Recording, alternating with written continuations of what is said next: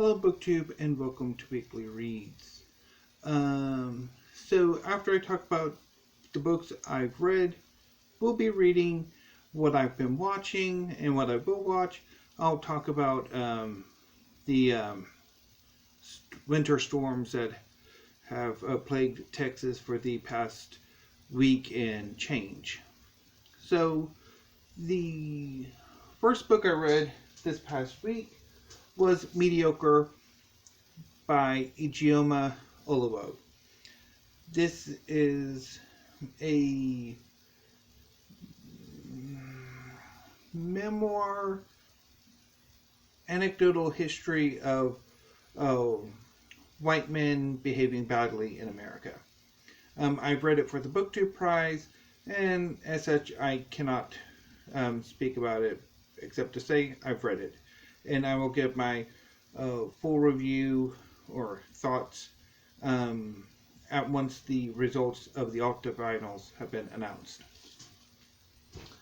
Over the course of the work group week, I've been reading Undone, Volume 2 of the Legend of the Condor Heroes series, or technically it's the Legend of the Condor Heroes novel.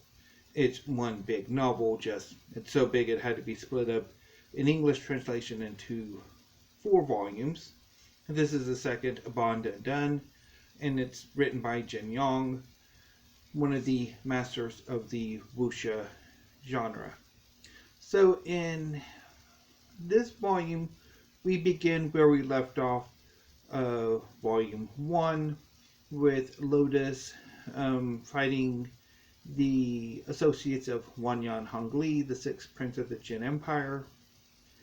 Guo Jing facing off against the Ginseng Conjurer, and Ironheart Yang reuniting with his wife Charity Bao. And from there, Guo Jing and Lotus have various adventures throughout the Wulan. I enjoyed the novel. I love Jin Yong's pacing, his plotting, the characterizations, particularly like Guo Jing, his characters growing on me, Lotus's characters growing on me. There's a scene very early in this part of the novel where kind of torn because it's a very nice scene, but at the same time, it probably could have been cut, and that's Cyclone May's backstory. Cyclone May is one half of Twice Fell Darkwind, and she returns in this novel, or this part of the novel. And it's very affecting, it's very well done, brilliant piece of characterization, but again, is it a bit extraneous? And of course that's one problem of most serialized fiction is there are ups and downs in the narrative. There are really strong parts and there are weaker parts or parts that are extraneous, filler. So anyway, so I've enjoyed it. I'm looking forward to A Snake Lies Waiting, which I'll get to next month, and find out what happens to Guo Jing and Lotus and Yang Kang's flip-flopping between whether or not he wants to be a prince of the Jin Empire or roam around the Wulan with Guo Jing. And I do really love that kind of, that uncertainty, that sort of internal struggle. I do think Jin Yong does a great job with Yang Kang's character. So anyway, ow. Well, that book was starting to bite into me. So what am I going to be reading this weekend? And I'm going to go into a little bit into the following week, since there's only about a week left in February. So I have a few options that I want to get to. So I'm going to start tomorrow's readings with Lot by Bryan Washington. This is his debut work. It's a collection of short stories, and I'm looking forward to getting to them. After I finish Lot, I plan on getting to Alamo House by Sarah Bird. This was originally picked up for my America 20 project, which I abandoned, but I might as well read the books that I've already collected for it. Another book for the America 20 was Jhumpa Lahiri's The Namesake. And I'm also planning on getting to Swimming in the Dark by Tomasz Jedrowski. And, I mean, obviously these are works of literary fiction or realistic fiction or general fiction or however you define that particular genre of fiction. And obviously I've had some trouble with literary, realistic, general fiction for some time now. So there's every possibility I'm going to go into Bellapalooza. Hopefully I don't, but on the off chance that I do, or if I decide I need a break and I want to read some history towards the end of February, I also have The 100 Years' War on Palestine by Rashid Khalidi that I would like to get to too. So that's the books. Next, what have I been watching? And I'm kind of speeding this up because I want to get to... there's 2 movies I want to watch tonight, and one of which is a bit time constrained. Although, given that it will be on TCM, it might not necessarily work, at which point I'll just go watch some BookTube videos and be a bit upset. But anyway, so last Friday I watched Valerian and the City of a Thousand Planets. It is based on, I want to say, a French comic book called Valerian and Laureline or something.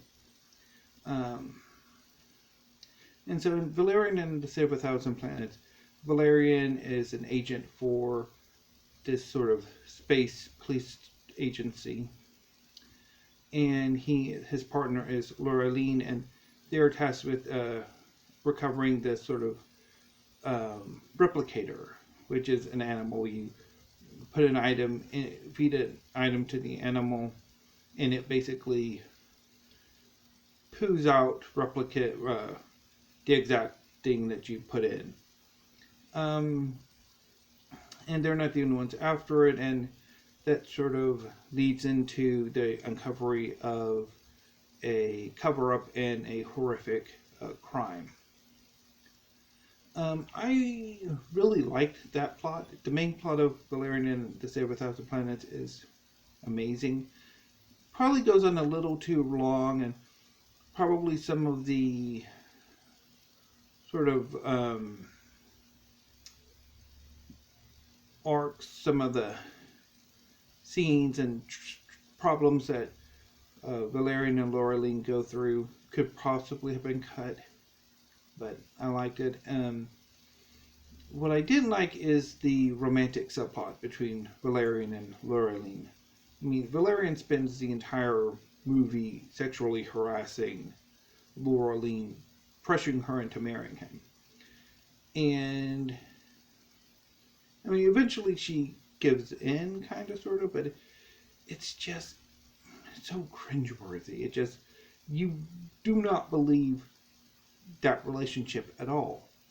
There is no chemistry between the two. There's no simmering undercurrent. It's just weird and harassing. I mean, it's basically sexual harassment and pushing. It's just the romantic subplot is just gross. So anyway, I liked it, but also the romantic subplot was just nasty. But anyway, I also, on Saturday, I started Jessica Jones Season 2, and again, I'm not the biggest fan of the Netflix Marvel TV series. And on watching Season 2 of Jessica Jones, I'm like, yeah, I don't particularly care for this.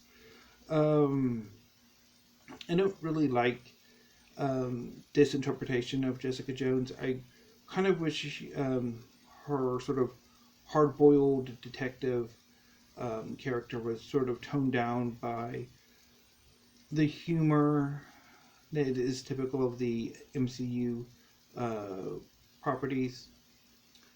But anyway, although by the time the third episode came along, I kind of started getting into it. Although that also kind of cut down on some of the subplots. Because there's one particularly with Jerry Hogarth that is just, yeah, I'm not there for it.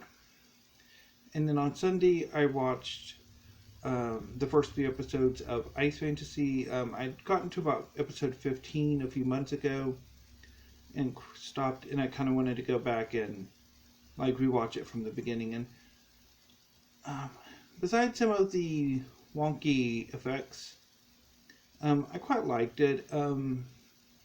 Again, I'm not a huge fan of the main protagonist, Kazuo. He's the prince of the Ice Clan, and Ice Fantasy is basically about 2 warring clans of elemental immortals, the Ice Clan who rules this world, and the Fire Tribe, or the Fire Clan, who would like to supplant them.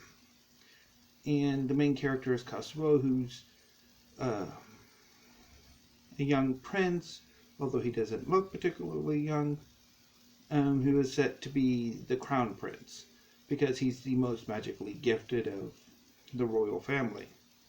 He's also a bit of a wooden character. He's not as compelling, I think, as his brother Yin Kong-shi, who initially is a child.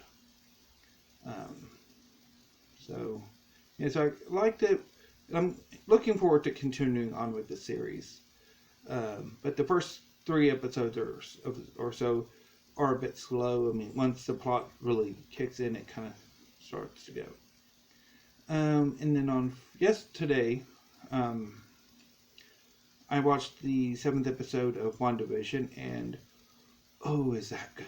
It was wonderful. I'm really enjoying that series, particularly that ending and that song. Just, I cannot wait for next Friday and episode 8. Just wonderful. So tonight, once I upload this, I'll be watching The Umbrellas of Cherbourg on TCM. It came on a few days ago, I think probably about Monday morning, which is when TCM relegates its foreign film. And so watch The Umbrellas of Cherbourg, and then once I finish with that, I'm hopefully going to watch Thelma and Louise live. It's a movie from the early 90s, and it stars a very young and very sexy Brad Pitt. Well, he's sort of a supporting character. He's not actually the star. It stars Gina Davis and Susan Sarandon. And then Brad Pitt comes in, I think, midway through the film, more than that. He really doesn't he's not really in there that long, if I remember correctly. But I've seen it before, and I kind of want to see it again. And then tomorrow, I'll continue with Jessica Jones, and then on Sunday, I will continue on with Ice Fantasy. And if I don't manage to watch Thelma and Louise tonight, I'll probably watch it on Thursday. And if I do manage to go and finish Thelma and Louise tonight, I will probably watch Juliet of the Spirits on Thursday. It's one of my favorite films, and I cannot wait to gush about it. So, that concludes what I've read, what I've been watching. So let's talk about me not freezing my keister off. So, as most of you would know, the last week in Texas has been quite the disaster. Locally, we've spent 205 hours below freezing, and we were hit by two freezing rainstorms last Friday and Wednesday, and we also were hit with snow on Monday morning. And millions of Texans lost power either through natural occurrences, ice knocking down tree limbs or knocking down power lines, or through human error when the state electricity regulator ERCOT initiated rolling blackouts that turned out to be not rolling, but if you ended up losing power, you lost power for 24, 30, 50 more hours. We were lucky in that we never lost power. We did lose internet on Monday, but I mean that was really the extent of like personal inconvenience we really faced. So I mean, we never lost power. I think at some point we did have some issues with the water, but again, not major, and that's since been restored. My brother, the father of the 4 children of the apocalypse, I mean, they never lost power either. It seems like locally in town, the north side of lost power, whereas the part that I live in didn't. Some of my relatives, particularly those who live near Houston, 2 of my aunts did lose power for significant periods of time. I think one had her power restored on Thursday, and I think another aunt lost it on Monday and like into Tuesday, and then got it back for a bit and then lost it again, and then had it restored. So it's been rough for a lot of Texans. I mean, of course, now there's the food issue. The road conditions have caused delays in deliveries of food to various grocery stores. That's causing some problems. But we managed to get some food in before, although luckily we didn't lose power, because I think had we lost power we would have been a bit screwed with the food, because thinking about it, we don't really have a whole lot of food that is readily eaten. You have to cook it or chill it, and that would have been a disaster. But anyway, so yeah. So anyway, I'm going to go ahead and sign off now because I want to go ahead and get started on the Umbrellas of Cherbourg. So I will see you next week.